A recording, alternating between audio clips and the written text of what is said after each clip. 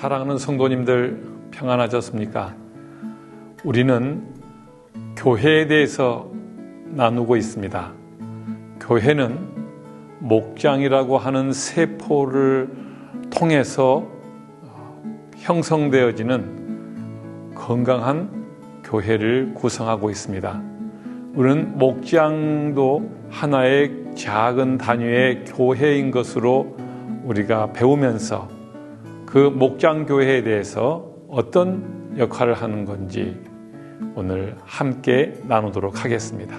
함께 사도신경 드리겠습니다.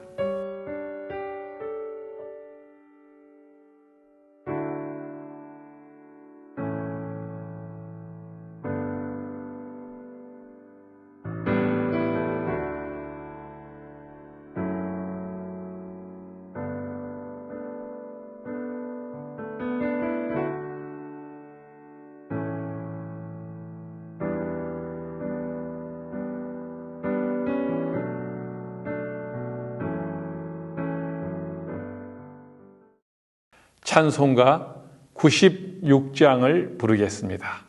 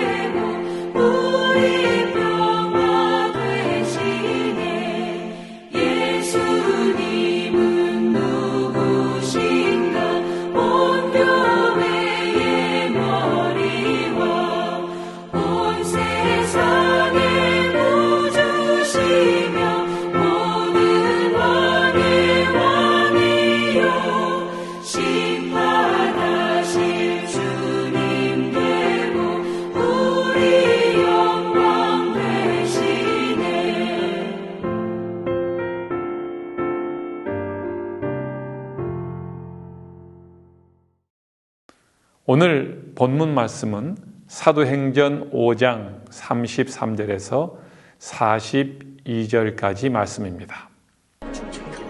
그들이 듣고 크게 노하여 사도들을 없이하고자 할세. 바리새인 가말리엘은 율법 교사로 모든 백성에게 존경을 받는 자라.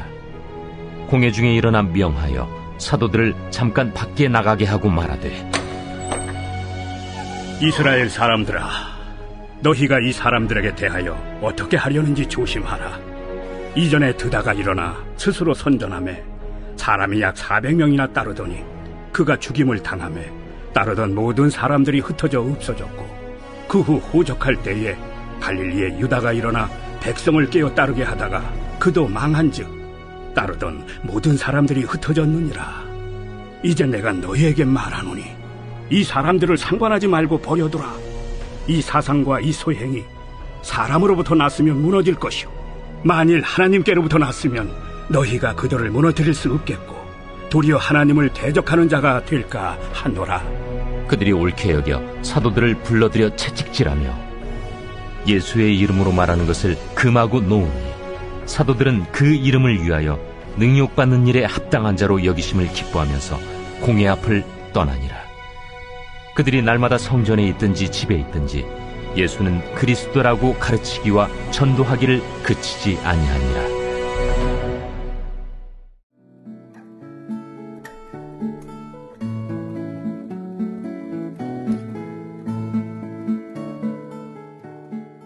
지난 주간에는 부흥하는 목장교회를 말씀을 나누었습니다. 목장이 부흥해야 우리 모이는 큰 보이는 교회도 건강하게 부흥할 수 있습니다. 목장의 부흥을 위해서 내 신앙과 삶이 어떤 변화가 있었는지 한번 나누어 보시는 것도 좋은 열매가 있을 것입니다.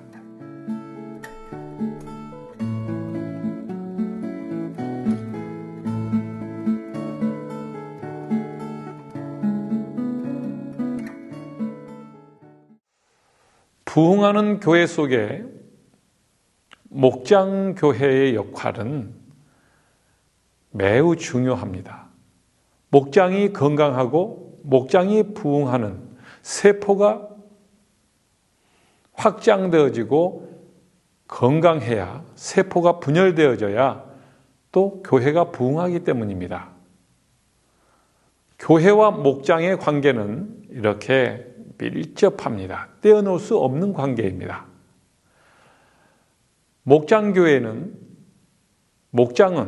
말씀, 가르침, 기도가 항상 어우러져 있고 조화를 이루어져야 앞으로 나아갈 수가 있습니다. 목장교회를 통해서 우리가 함께 나누고 싶은 것이 있다면 한번 나누어 보시는 것도 축복이 될 것입니다.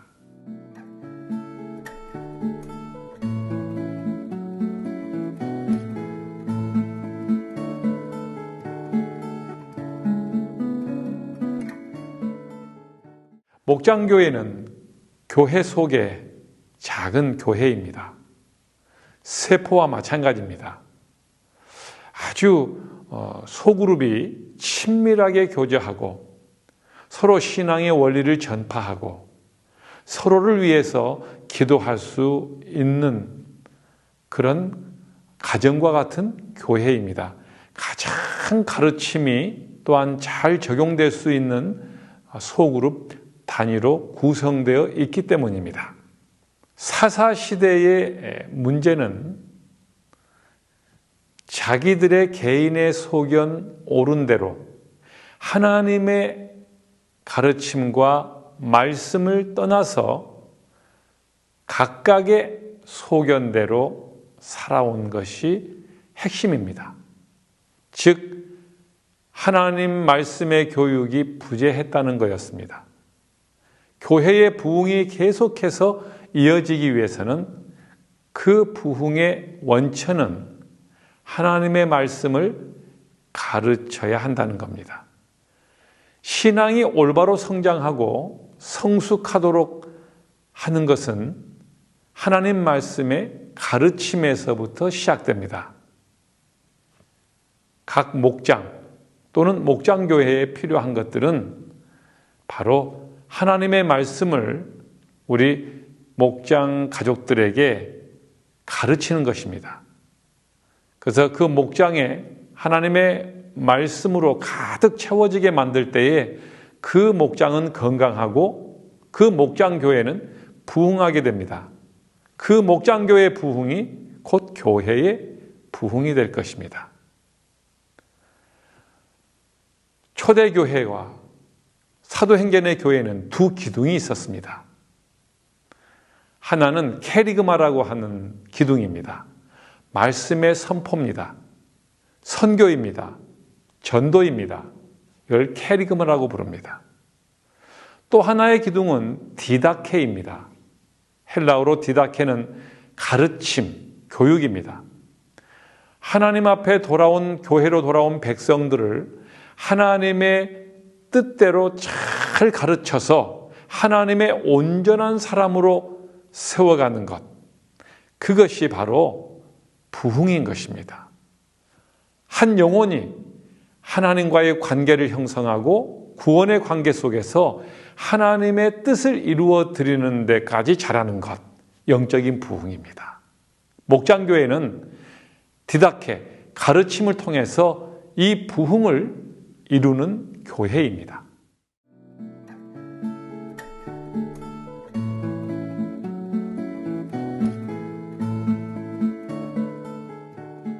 오늘 말씀 속으로 들어가 보겠습니다. 유대의 종교 지도자들, 그들은 제사장, 서기관, 장로들, 이 분들을 통해서 70명의 공회의회를 형성하고 있었습니다. 그들을 지도자라고 불렀습니다. 이들은 사도들을 죽이려고 했습니다. 초대교회에 큰 부흥이 일어났고 성령의 강림이 있었고 그 이후에 강력한 초대교회의 부흥이 일어나고 있었는데 이 종교 지도자들은 그들을, 사도들을 죽이려고 했습니다. 그 이유들이 오늘 본문 29절에서 33절까지 나옵니다. 베드로와 사도들이 사람보다 하나님 말씀에 더 순종하는 것이 마땅하다고 사람들에게 선포하고 가르칩니다. 그러면서 예수 그리스도가 누구이신지, 바로 유대인들이 십자가에 달려 죽게 하신 그분이 바로 구주이심을 전파하는데 거침없이 전파하고 캐리그마하고 가르치고 디다케하고 있었습니다. 그래서 자신들은 바로 이 일에 대해서 너희들이 십자가에 죽인 그 예수님이 구주가 되신다는 일에 대해서 증인이 되고 있다고, 우리는 그 사역에 목숨을 걸었다고 담대하게 전파하고 있었기 때문입니다.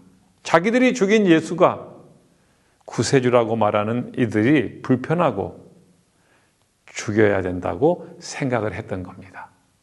그래서 그들은 사도들을 없이 하고자 했다고 오늘 본문이 말씀하고 있습니다. 그 지도자들이 예수를 죽이려고 한 이유였습니다. 또 바리새인 가마리엘이 여기에 등장합니다. 공회의원들, 유대의 지도자들이 사도들을 죽이려고 하는 그런 상황 가운데에 바리새인 가마리엘이 일어나서 죽이지 못하도록 그렇게 말씀을 하고 있습니다. 34절에서 35절까지 말씀인데 바리새인으로서 율법 교사입니다. 모든 백성들에게 존경을 받는 율법의 스승이었습니다. 그들이 공회의원 중에 일어나서 붙잡아온 사도들을 그 유대 지도자들 앞에서 신문을 받다가 잠깐 밖으로 나가 있게 했습니다. 그러면서 그 가마리엘이 말합니다. 이스라엘 사람들아, 너희가 이 사람들에 대해서 어떻게 하려는지, 죽이려고 하는 것을 조심해라. 이렇게 사도들을 처벌하고 죽이려고 하는 것에서 신중하도록 건의를 하고 있습니다.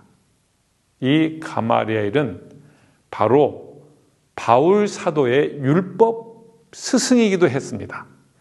당대의 최고 가는 율법 교사였습니다.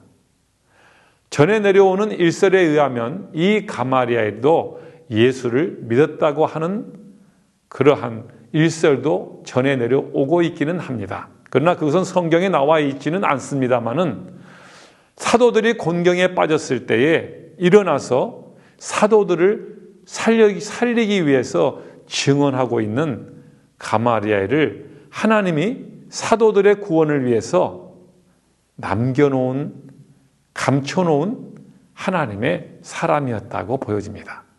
환난을 당하거나 고난을 당할 때 두려워하지 마십시오. 하나님은 이렇게 전혀 뜻밖의 율법의 교사 중에 교사인 가마리엘 같은 사람을 오늘 그 율법 교사들 앞에, 공회의원들 속에 감춰뒀다가 오늘 사도들을 변호하게 하는 것을 보십시오. 하나님의 기가 막힌 반전이며 하나님의 탁월하신 묘수입니다. 드다와 유다가 어떤 일을 했는지를 가마리엘이 유대 지도자들에게 예를 들어서 일전에 있었던 역사를 들어서 가마리엘이 이렇게 말합니다. 이전에 드다가 일어나서 스스로 선전함에 사람이 약 400명이나 따르더니 그가 죽임을 당함에 따르던 모든 사람들이 다 흩어져 없어졌고, 그 후에 호적할 때 갈릴리에 유다가 일어나서 백성을 깨어 따르게 하다가 그도 망한즉 따르던 모든 사람들이 흩어졌느니라. 이 사건 이전에 최근에 드다라고 하는 사람이 스스로 메시아인 것처럼 사이비가 되어서 오늘의 이단들처럼 자기 자신이 비밀스러운 무슨 계시를 가지고 있는 것처럼, 자기에게 와야 구원이 있는 것처럼 그렇게 사이비 교주 역할을 했을 때 수백 명이, 400명이나 그를 추종했지만 결국 그도 죽었습니다. 안 죽는다. 이단들은 그렇게 말합니다. 자기를 따르면 죽지 않는다, 영생한다, 죽었다고 말합니다. 그러자 다 흩어져 버렸지 않았느냐, 추종자들이. 유다도 마찬가지다. 그렇게 해서 사람들을 꿰고 따르게 했지만 결국은 그도 망했고 죽었고 다 사람들이 흩어졌다. 신천지나 이단들, 안 죽는다, 여기 오면 구원받는다, 이런 모든 것들 다 그렇게 여러분 사이비들처럼 흩어지게 돼 있습니다. 그러면서 오늘 그 사람들의 예를 들면서 사도들도 지금 너무 그렇게 우리가 죽이려고 하지 말자. 하나님이 심판할 것이다. 만약에 이 사람들의 가르침이, 십자가의 복음의 가르침이 가짜라면 드다와 유다처럼 스스로 사라지게 될 것이다. 이제 내가 너에게 말하노니 이 사람들을 상관하지 말고 버려두라. 이 사상과 소행이 사람으로부터 났으면 무너질 것이요. 그렇게 오늘 사도들을 변호해주고 있습니다.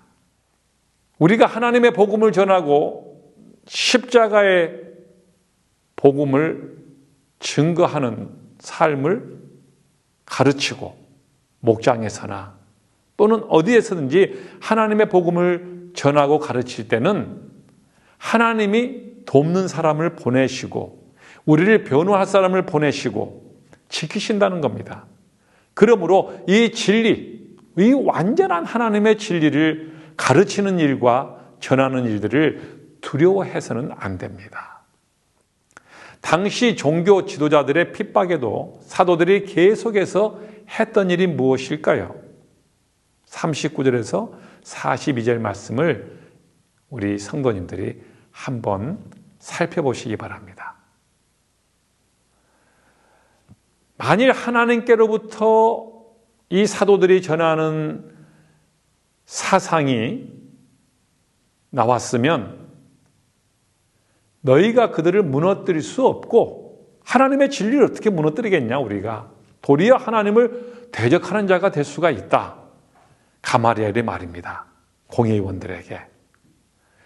그 주변에 모여있는 사람들과 공회의원들이 그 가마리엘의 말을 옳게 여겨서 사도들을 불러 채찍질하고 이제는 예수에 대해서 말하지 마라 하고 강력하게 협박하고 풀어줬습니다.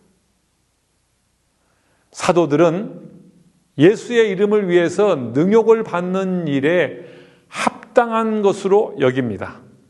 그러면서 오히려 기뻐하면서 매맞는 걸 억울해하고 핍박받는 걸 두려워하지 않고 감사하며 공회를 떠납니다.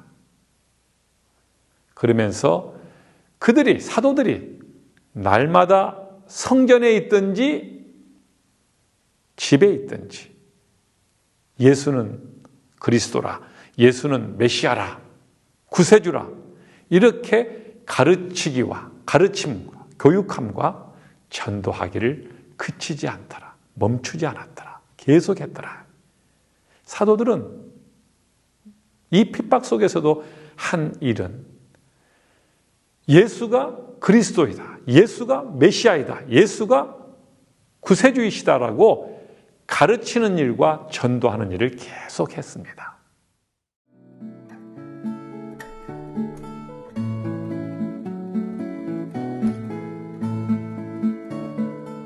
이제 생활 속에 들어가 보겠습니다.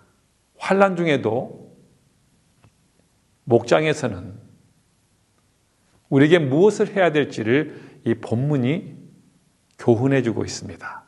하나님의 말씀, 예수가 메시아이며 그리스도이며 구세주인 것을 전하고 전파하고 가르침을 계속해야 한다는 겁니다. 환난 중에도, 이 코로나 중에도 우리가 멈춰서는 안 되는 본질, 근본이 우리 목장에서, 목장도 작은 단위의 교회라고 말씀드렸습니다.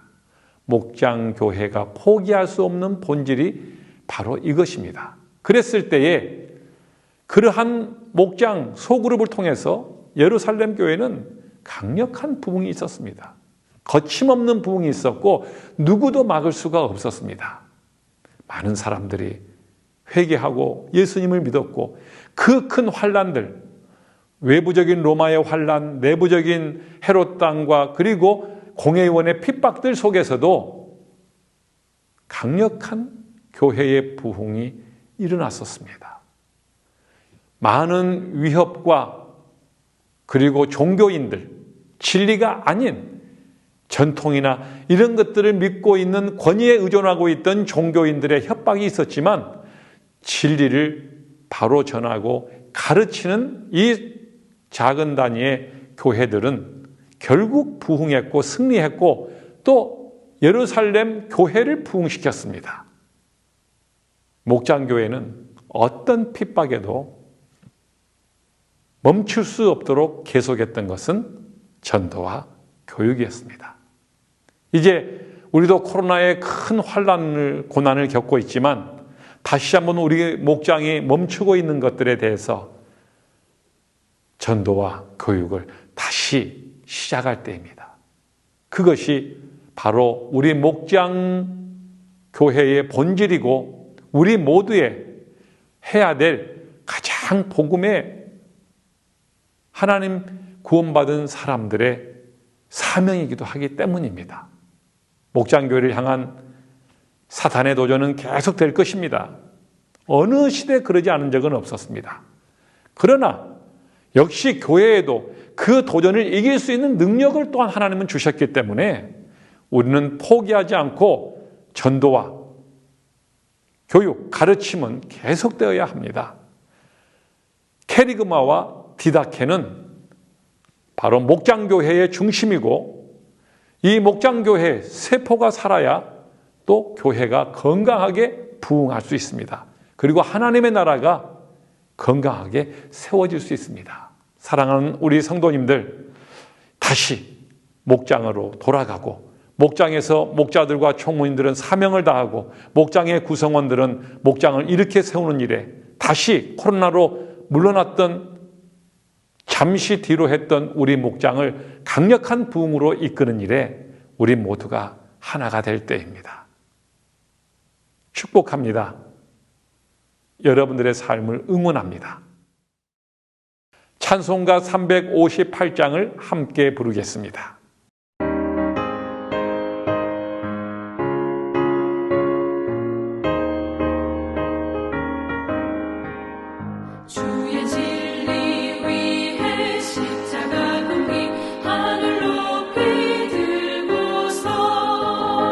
주의 군사 되어 용맹스러운